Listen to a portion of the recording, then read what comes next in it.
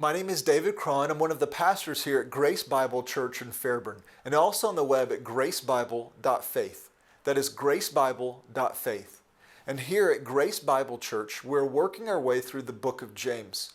This last Sunday, we continued our work in the 8th major section of the book of James, the portion of the letter covering chapter 4, verses 1 through 10. Now, whereas we worked through the first 3 verses the previous week, we only covered 1 verse this week.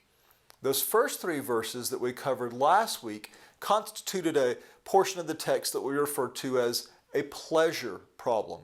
Verses 4 and 5 in turn constituted a portion of the text that we have referred to as a friendship problem.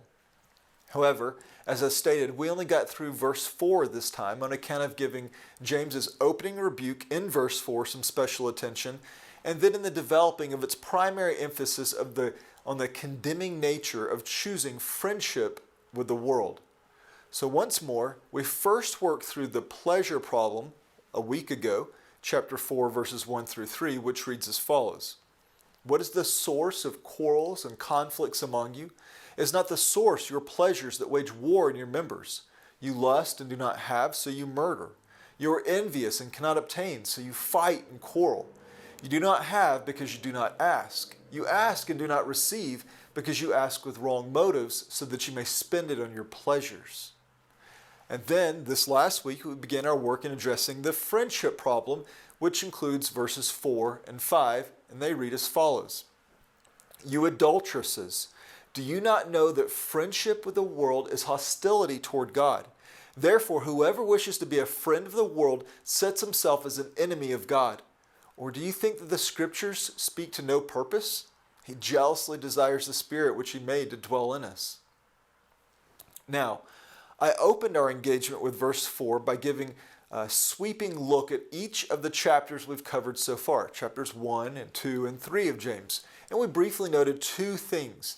I addressed the primary exhortations and themes of each chapter, and then reminded everyone that there were also warnings and rebukes peppered into those passages along the way. Warnings and rebukes that we've given due attention, but that we probably have mostly viewed as a means of contrast for the positive exhortations and commands provided to us. Also, we likely viewed these warnings and rebukes with a degree of separation as well. I then contrasted these patterns with the first rebukes and warnings expressed in verses 1 through 3 of chapter 4, before giving special attention to the weighty severity of that which was expressed in verse 4, where James uses the terms adulteresses, an enemy. Now, for James to engage his readers as adulteresses is extremely disconcerting, but it has ties back to the language of the Old Testament, where Israel was rebuked in this same manner, because the Lord had taken the covenant people of Israel as a bride for Himself, and their unfaithfulness, primarily expressed through idolatry, was regarded as adultery, a painful image and thereby a painful rebuke that James exercises or uses toward his readers, who were primarily, if not exclusively, believing Jews who would have been very familiar with this Old Testament language.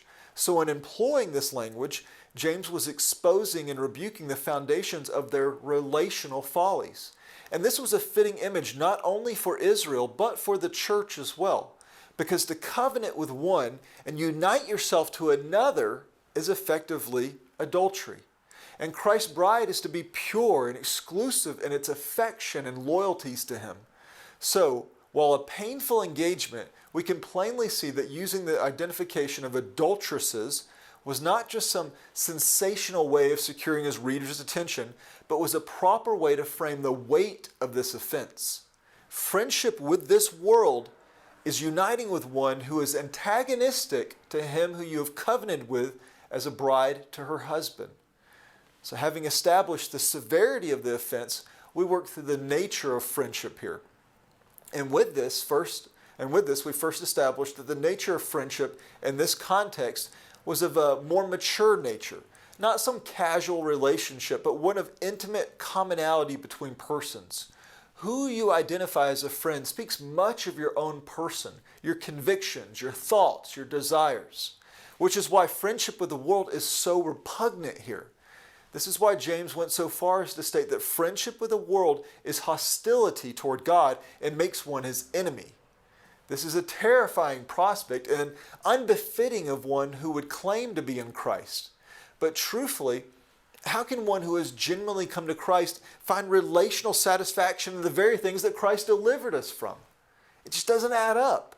And this is why this is among the reasons that I'm persuaded that James was writing and speaking to the visible church. And what I mean by that is the group of persons who constitute a local church, but that may or may not include those who are genuinely believers. So you'll have some that are believers in name only, otherwise known as the tares among the wheat. And ultimately, the Lord alone can sort through these matters. But in the meantime, there's a proper place to rebuke and correct the possible unbelieving amongst us in hopes that they might come to genuine faith. Also, there's the grievous reality that even genuine believers will at times drift and stray and fail at times. They may not embrace a full and lasting friendship with the world, but they at times may succumb to seasons of weaknesses and failure. So, hearing the nature and severity of these offenses is beneficial to their being restored. That was verse 4. Now this coming Sunday, we're going to continue our work in the 8th major section of James's letter, picking up verse 5 and advancing further along, hopefully with the aim of maybe 6 and 7, maybe all the way through the end of the chapter, but we'll continue to labor through as we want to focus our attention though. Even while working through these things, we want to focus our attention on the primary emphasis of this section, namely that we would be humble before God. Now, in the meantime, if you'd like to follow us, our messages, including the full message of this portion of James, as well as all of our other studies in James and other studies such as the Biblical Covenants, are available on our website at gracebible.faith in audio and video formats.